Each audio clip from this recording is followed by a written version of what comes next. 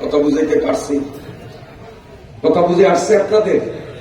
আসুন, এটা হলো ছোট মানের নাপাক হইলে এই বিধান। আর শরীর যদি বড় মানের নাপাক দ্বারা নাপাক হয়, গোসল ছাড়া শরীর পবিত্র হবে না, এমন ব্যক্তি গোসল না করা পর্যন্ত কোরআন শরীফ ধরতেও পারবে না, কোরআন শরীফ মুখে মুখস্থ পড়তেও পারবে না। হারাম। এলাকায় অনেক মা বোনরা বাসায় বাড়িতে ছোট্ট বাচ্চাদের কোরআন শরীফ পড়ায়, আসেনি? গ্রামে এমন বয়স্কা মহিলা আছে না, পাড়ার মহল্লার মেয়েদেরকে কোরআন পড়ায়। ও মায়েরা, ভালো করে শোনেন, মহিলাদের প্রাপ্ত বয়স হওয়ার পরে প্রতি মাসে একটা বিশেষ মেয়েলি রোগ হয়। এই রোগ পৃথিবীর কোন পুরুষের হয়নি, হবেও না। প্রতি মাসে মা আপনাদের এক বিশেষ মেইলি রোগে আক্রান্ত হন। যতদিন ওই রোগ চলমান থাকে, শরীয়তের আইনে বিধানগত আপনার শরীর অপবিত্র, বড় মানের অপবিত্র। ওই অবস্থায় আপনি কোরআন ধরতেও পারবেন না, ওই অবস্থায় আপনি কোরআন পড়তেও পারবেন না, ওই অবস্থায় আপনি কোরআন পড়াতেও পারবেন না। কারণ পড়াইতে গেলে তো পড়তে হয়। আমি যদি ওনারে পড়াই আলহামদুলিল্লাহ রাব্বিল আলামিন, এরপরে উনি শুনিয়া শুনিয়া বললেন আলহামদুলিল্লাহ রাব্বিল আলামিন, ওনারা আলহামদু পড়াইতে গিয়া আমার পড়া লাগছে কিনা? ও মায়েরা, এই মাসিক চলাকালীন অবস্থায় বিধানগত বড় না পাকে না পাক, এই অবস্থায় কোরআনের প্রশিক্ষিকা আপনি কোরআন পড়াতে পারবেন না, ধরতে পারবেন না। শরীয়তে আপনাকে শুধু পারমিশন দিয়েছে আপনি বানান করে দিতে পারবেন, মতন মিলাবে আপনার ছাত্র ছাত্রীরা। যেমন আপনি বলে দিবেন হামজা লাম জবর আল, হামিম জবর হাম, দাল ফেস দু। এখন বাচ্চারা মিলাইবে আলহামদু, আপনি মিলাইতে পারবেন না। এই মাসলা জানা নাই। অনেকে মনে করে যে আমি তো কোরআন ধরিও নয়, পড়িও নাই, আমি বাচ্চাদের পড়াইছি, অসুবিধা নেই। এগুলো চলে কিন্তু গ্রামে। আমার কথায় আপনারা কি অসন্তুষ্ট হন? এগুলো জানার দরকার। এই যে শরীয়তের মাসআলাগুলি আলোচনা করতেছি, এক একটা মাসআলা আলোচনা করব। আমি 1000 রাকাত নামাজের সওয়াব পাবো, আপনিও 1000 রাকাতের সওয়াব পাবেন এক একটা মাসআলায়। বর্তমানে ওয়াজগুলো আজকে ইচ্ছার আসরে পরিণত হয়ে গেছে। বক্তাও মঞ্চে উঠার আগে চিন্তা করেন, হাসি কান্না বিজড়িত শ্রুতিমধুর আকর্ষণীয় একটা ইচ্ছা যদি উপস্থাপন করতে পারি, হাদিয়ার অঙ্ক বড় হবে, আগামীতেও দাওয়াত পাবো। আর শ্রোতারাও মাহফিলে আসার আগে নিয়োগ করে হুজুর যদি রংডঙ্গে নাচন কদম দিতে পারে আর ইচ্ছা কাহিনী যদি একটা মজার শুনাইতে পারে, তো রাইতাছে আমরা আছি, সারা জানি না। বক্তারও নিয়ত খারাপ, শ্রোতারও নিয়ত খারাপ, যার কারণে এত ওয়াজের পরেও আমাদের পরিবর্তন নাই। নামাজ পড়িয়াও বেনমাজি, যেটি পড়ে নাকি বাদ দিলাম, যারা নামাজ পড়ি তারা পড়িয়াও কেমনে বেনমাজি, একটু সামনে আগাইলেই দেখবেন ক্লিয়ার করবেন। আমার ভাইরা বাবাজিরা, আবার গোড়ার থেকে কথা বলছি। মানুষের শরীর ছোট মানের নাপাকে নাপাক হলে ওযু করতে হয়।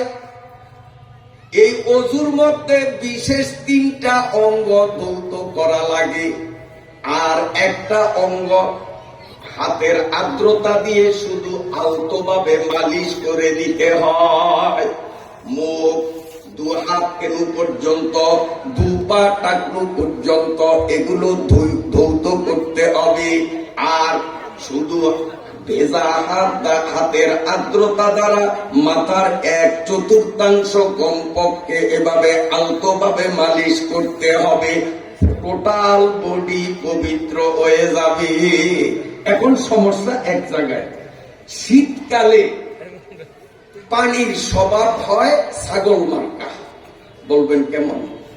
যারা ছাগল পালেন তারা বুঝবেন ভালো। ছাগলরে যদি আপনি কালকে গোসল করাতে নেন, ও যখন দেখবে যে পুকুর পাড়ে আমারে নিতেছে, এই ছাগলের সামনের ঠ্যাং দিয়া যে ছাগলিয়া ফুট দিবে, আপনি রশি ধরে টানবেন, খোদার কসম ওর কল্লা ছিড়বে, কিন্তু ফুট ছুটবে না। কেউ কথা সত্য না মিথ্যা? ছাগলিয়া ফুটে শীতকালে অজু এবং গোসলে পানিও ছাগলিয়া ফুট দেয়, সহজে সব অঙ্গে যাইতে চায় না। এখন বুড়া মানুষ তাড়াহুড়া করে অজু করছেন, জামাত ধরবে, ওনার কানের পাশে দিয়ে একটু জায়গা শুকনা রয়ে গেছে, থাকাটা স্বাভাবিক না অস্বাভাবিক?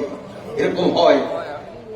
ভালো করে যদি ঘষা মাজা না করি, তাড়াহুড়া করি, তো কিছু শুকনা নাতি তো পরে নুরানিতে, ও কয় দাদা আপনার উজু হয় নাই কেন? কয় আপনার কানের গোড়া দিয়ে শুকনা দেখা যায়। তখন মুরব্বীরা করে কি আমার নিজের চোখে দেখা, তাই আমি বলতেছি। এই যে দাড়িটা এখনো ভিজা, এই মাত্র উজু করছে, এইভাবে ডলে ডলে আর মসজিদের দিকে যায়, ডলে আর মসজিদের দিকে যায়। এখন আপনারা বলেন, চেহারার যে শুকনা জায়গাটা ছিল, নাতি বলার পরে উনি যে এইভাবে ডললেন, এটা ধোয়া হয়েছে না মুছে হয়েছে? ধোয়া কারে কয়, মুছে কারে কয়, উঁচু করি তাও বুঝি না।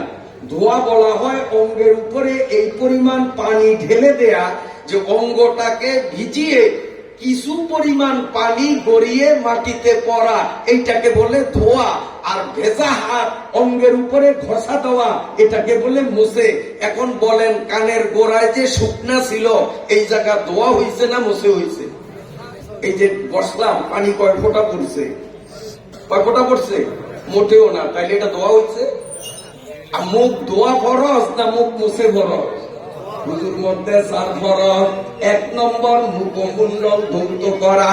আর আপনি মুরব্বী মুখের বেশি অংশ ধৌত করলেন, কিছু অংশ মুছে করলেন, আপনার উযু হয় নাই, ফলে আপনার নামাজ হয় নাই।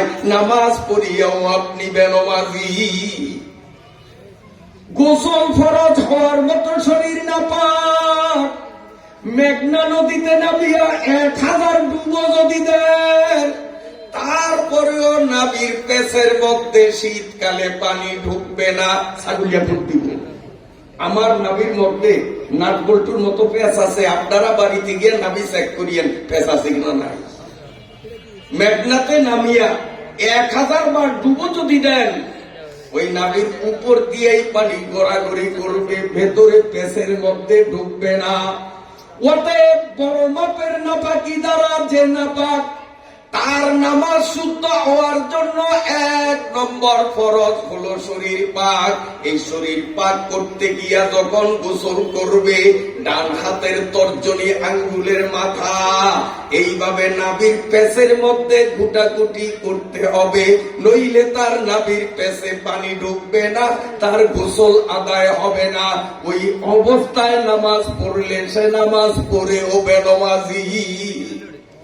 আমার মা বোনরা, আপনারা কানে নাকে অলংকার পরেন, নাক এবং কানকে ফুটা করে তার ভিতরে স্বর্ণ কিংবা রূপার অলংকার ব্যবহার করেন।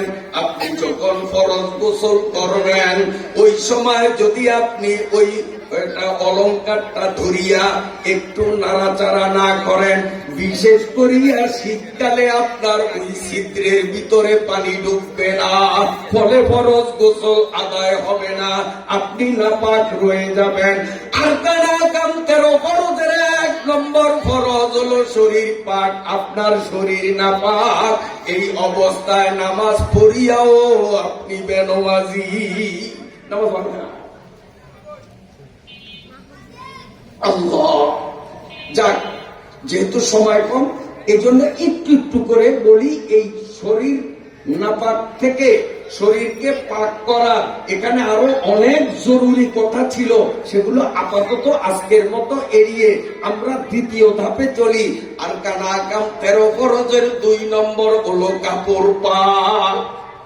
1 নম্বরে বলেন, 1 নম্বরে শরীর পাক, 2 নম্বরে কাপড় পাক। শরীর পাকের একটু পর্যালোচনা দিলাম, কাপড় পাক এইটারও এই ক্যাপসুলের অর্ধেক একটুখানি পর্যালোচনা দিব, কারণ সময় তো লিমিটেড, বারবার ঘড়ির দিকে তাকাইতে হয়। নির্ধারিত সময় থেকে 1 সেকেন্ডও যাতে অপচয় না হয়, আমি ইনশাআল্লাহ একেবারে সতর্ক। কথা পুরা হোক আর না হোক, আমি সময় মতো ছেড়ে দিব। আর যদি লিমিটেড না হয়, আলহামদুলিল্লাহ, শ্রোতাদের আগ্রহের উপর 7 ঘন্টা 8 ঘন্টা অদম আলোচনা করি। সারা বাংলাদেশে খুঁজলে আমার মতো লং টাইম বক্তৃতা করার মতো বক্তা দ্বিতীয় আর কাউকে পাবেন না। এটা আল্লাহর শুকরিয়া, আমার ওস্তাদদের দোয়া। 7-8 ঘন্টা আমি একসাথে আলোচনা করি। এমনও মজলিসে হাজার হাজার লোক নিয়ে কথা বলছি। এসা পরে বসছি, ফজরের আজান, তখন বয়ান ছাড়ছি, মুনাজাত দিছি নামাজের পরে, নইলে তো ফজর না পড়িয়া সব বাড়িতে যাবে, একটা লোক ওঠে না। আল্লাহ, শুধু শরীয়তের এই ধরনের মাসলা মাসাইল গুলো আলোচনা করি, এগুলি দরকার না? কিসা নামাজ দরকার? পেটের মধ্যে হাজার হাজার কিসাও আছে না, পর্ব ঘুরিয়ে দেব, বলবো? বন্ধুরা আমার, 2 নম্বর হলো কাপড় পাক। কাপড় নাপাক হয় শুধু একভাবে, শরীর নাপাক হয় প্রকৃত নাপাক লাগার দ্বারা, শরীর নাপাক হয় বিধানগত ভাবে, আইনে আইনে। আর কাপড় আইনে আইনে নাপাক হয় না। কাপড় নাপাক হয় যদি এতে বাস্তবে কোনো নাপাক লেগে যায়। জামার মধ্যে মুরগির পায়খানা লাগছে, এখন জামা পাক না নাপাক? নাপাক। এই নাপাক কাপড়কে পবিত্র করার জন্য প্রথমে নাপাকটাকে সরাতে হবে, তারপরে কাপড়টাকে 3 বার ধৌত করতে হবে।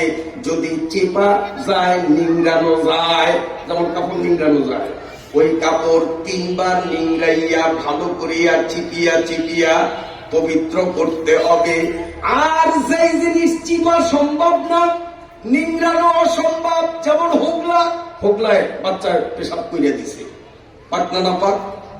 কথা কম না পাক। এই হোগলা পুকুরে নিয়ে ধুইবেন, এটা কি লুঙ্গির মতো চেপা যাবে? যেই জিনিস চেপা সম্ভব না, ওই জিনিসটাকে একবার ধুইয়া এইভাবে টানিয়ে রাখতে হবে।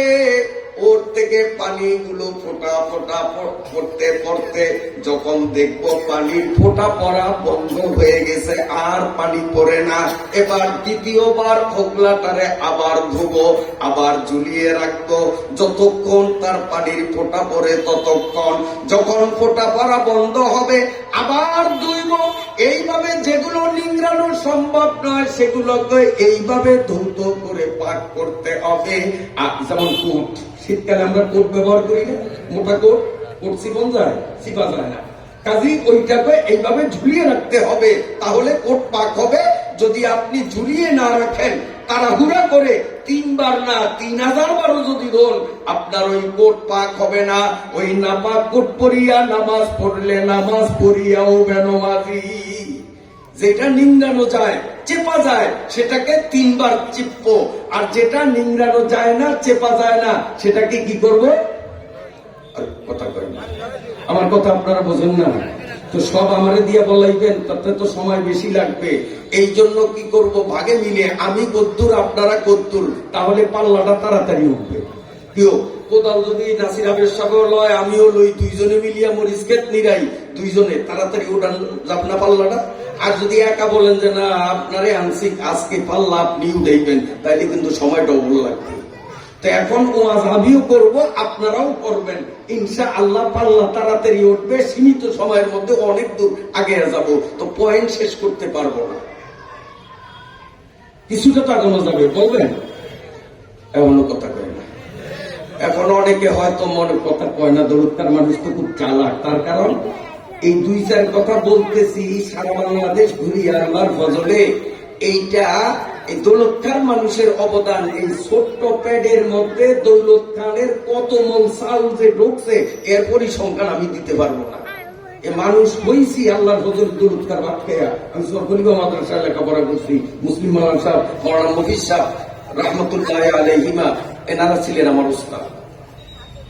তো দৌলত খান মানুষ খুব চালাক। হুজুর নবী সাহেবকে আমরা দাওয়াত দিছি, উনি বলবে, আমরা তো আর বক্তা না, পোস্টারে আমগো নাম নাই, কাজে আমরা কেন বকবো? বক্তায় বকবে, আমরা বকবো কেন? এই জন্য আপনারা চুপ হয়েছেন। নাহার যায় মার্কাত তো আতা কতান কে যাহাসে পরবায়ে দান্দা কতান। সব জায়গায় যুক্তি চলবে না। এখন কথা বলি আমি মুখ দিয়া না হাত দিয়া? এই কথা কন, আমি হাত দিয়া কথা বলি? হাত নড়ে কি নড়ে না? নড়ে কি নড়ে না? কেন আমার হাতটা কেন নাড়াবো? কথা তোর হাত দিয়ে বের হয় না, তারপরে হাত কেন নড়ে? আপনারা যখন ওয়াজে আসছেন খেয়াল করেন নয়, ওয়াজ থেকে যখন বাড়ি যাবেন তখন খেয়াল করবেন পা নড়বে, এদিক তাকান, এইভাবে ডান পা বাম পা এইভাবে নড়বে, হাঁটবেন, কিন্তু হাত দুইটা ঘুমন্ত থাকবে না, সেও কিন্তু আপ ডাউন করবে সামনে পিছে, কিন্তু করবে যে আপনার নিয়ত করা লাগবে না।